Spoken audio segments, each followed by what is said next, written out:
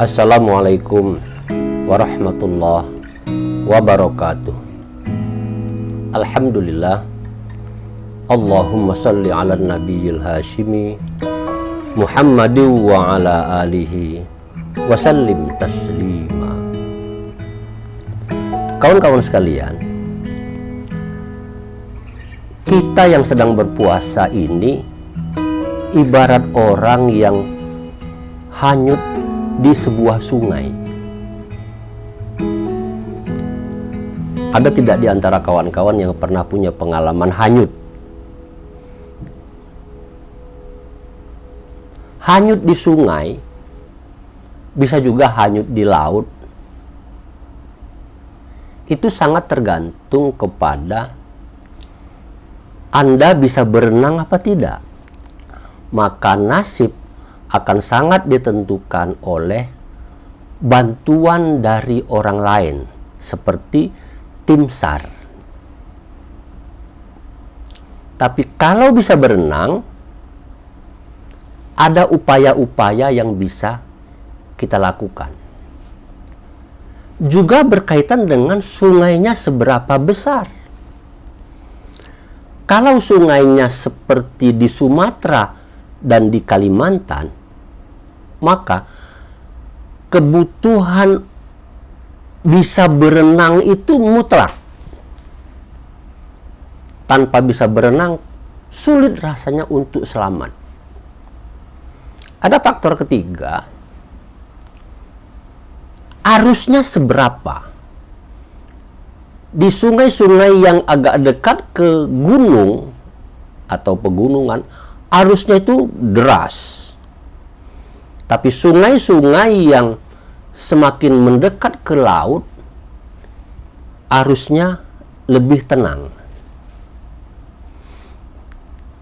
Hal-hal itu yang akan menentukan kita bisa selamat atau tidak. Yang pasti, kita harus berusaha agar kita bisa mencapai daratan.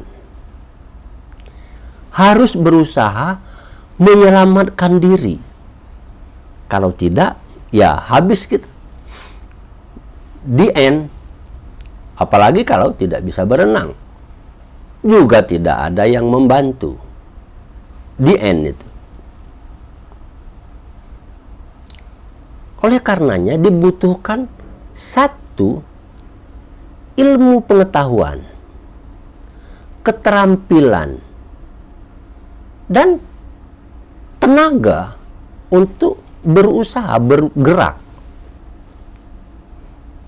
Orang berpuasa begitu. Arusnya itu deras. Kalau Anda tinggal di kota besar, Jakarta, Surabaya umpamanya, arusnya itu deras sekali. Kita sulit sebetulnya berpuasa. Di mana-mana orang makan.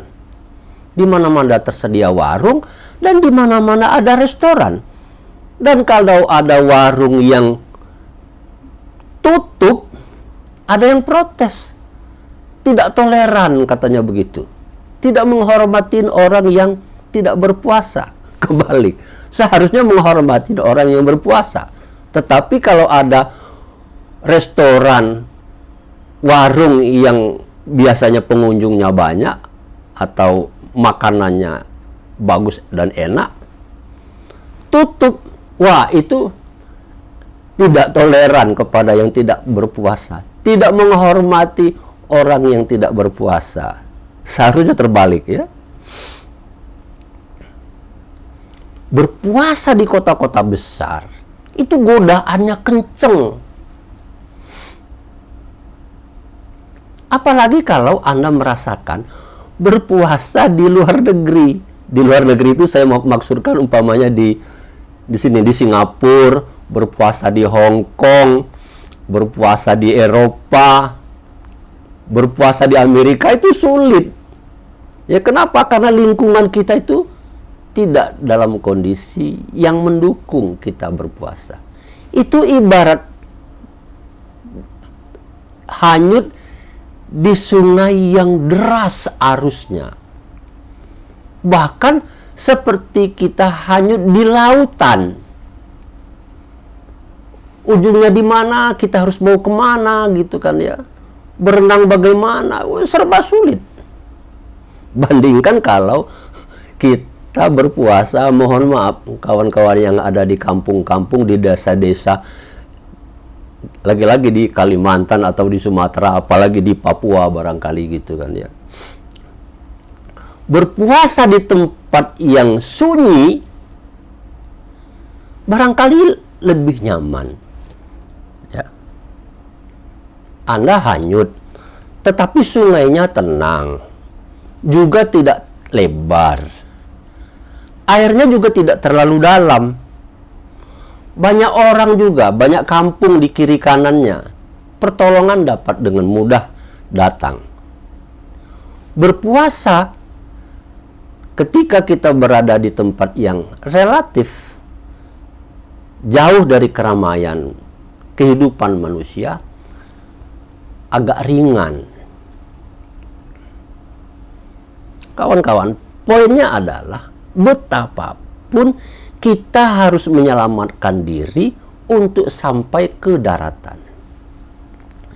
Di dalam berpuasa, tujuan penyelamatan diri itu disebutkan oleh Allah Subhanahu wa taala sebagai la'allakum tattaqun. Mudah-mudahan kamu bisa bertakwa. Analogi hanyut di sungai tadi, mudah-mudahan kamu bisa selamat sampai ke daratan. Kawan-kawan sekalian, Allah menggunakan kata-kata la'allakum di dalam ayat 183 surat Al-Baqarah itu menggambarkan bahwa menjadi orang yang bertakwa itu bisa dicapai. Seperti kalau kita ingin selamat dari hanyut di sungai yang deras, itu kita bisa selamat kok.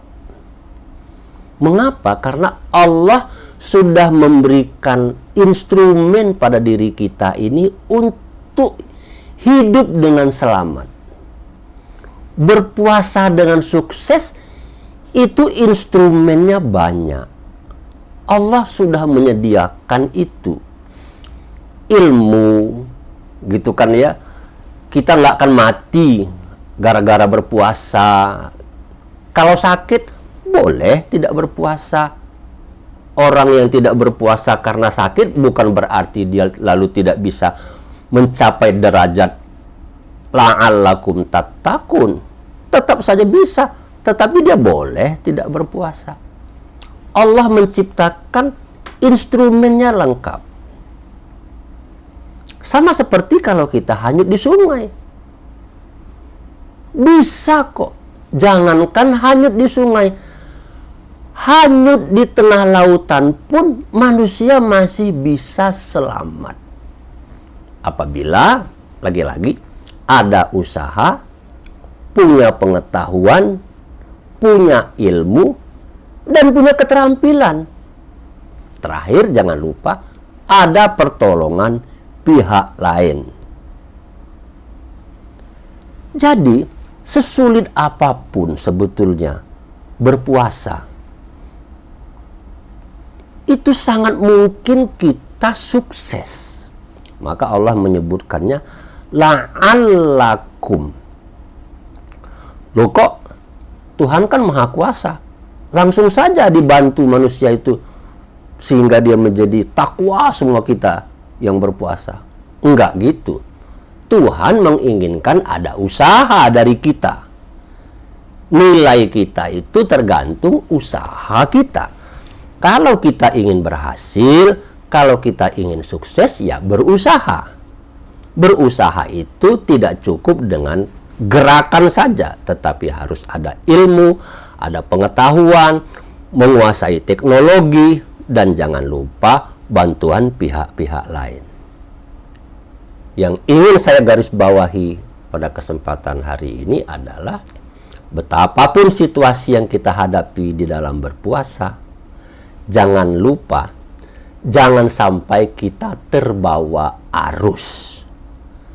Kalau kita berpuasa terbawa arus, maka tidak jelas kita akan selamat sampai ke daratan ataupun tidak.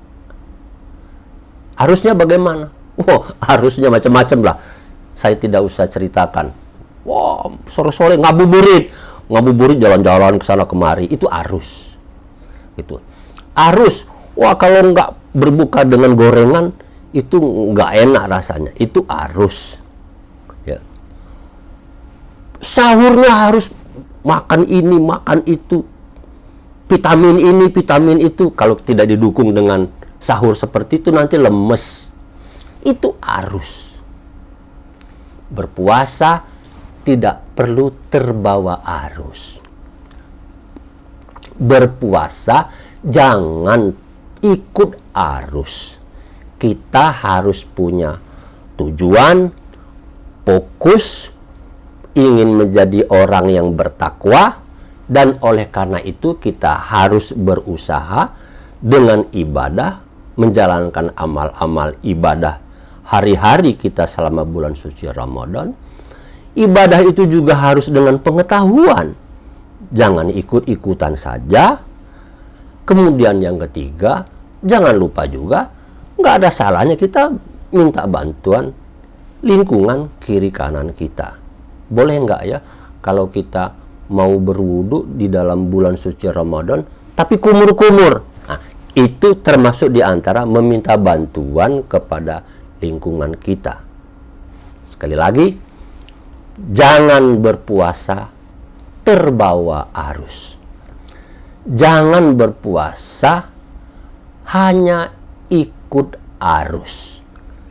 Karena itu tak ubahnya seperti kita hanyut di sungai yang deras, tidak berusaha apa-apa, mengandalkan nasib. Demikian perbincangan singkat pada hari ini. Mudah-mudahan ada manfaatnya. Wassalamualaikum warahmatullahi wabarakatuh.